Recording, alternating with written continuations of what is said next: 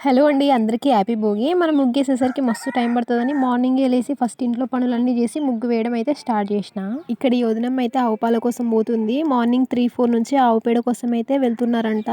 మా కాలనీకైతే ఎవ్రీ సంక్రాంతికైతే కోతులొస్తాయి. ఎందుకంటే మా ముగ్గులను చూడ్డానికి. ప్రతి సంక్రాంతికైతే ఇలానే అవుతుంది. సగం ముగ్గు వేయడం, కోతులు రాగానే మధ్యలో భయపడి ఉరకడం.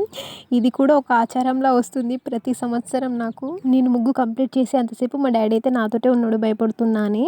మొత్తానికైతే ముగ్గు కంప్లీట్ చేసి అందరి ముగ్గులు చూడ్డానికైతే ఒక రౌండ్ ఏసా. అందరూ అయితే మస్తు మంచిగా ఏసిర్రు ముగ్గులు. నేనే ఒకటేసినా ఎట్లనో అట్లా సెట్ చేసిన దాన్ని. పండగకైతే సిటీ నుంచి అందరూ పల్లె బాట పట్టడం వల్ల, హాస్టల్ నుంచి పిల్లలు రావడం వల్ల అయితే గ్రామాలైతే కళకళలాడుతున్నాయి. ఇంకా 4 రోజులైతే మళ్ళా నార్మల్ స్టేజ్. ఎవరి పనులకు ఆళ్ళు వెళ్ళిపోతారిక. మా కాలనీలో ఒక పిన్నొచ్చి "ముగ్గేస్తుర్రా అమ్మ ఇంటి దగ్గర, నాకు ముగ్గులు రావు" అని అడిగింది. ఇంటికొచ్చి పిలిసాక వెళ్ళకపోతే బాగోదనేసి ఇంటికెళ్ళి ఒక సంక్రాంతి ముగ్గైతే ఏసొచ్చా. వీడియో నచ్చితే లైక్, షేర్ అండ్ సబ్స్క్రైబ్.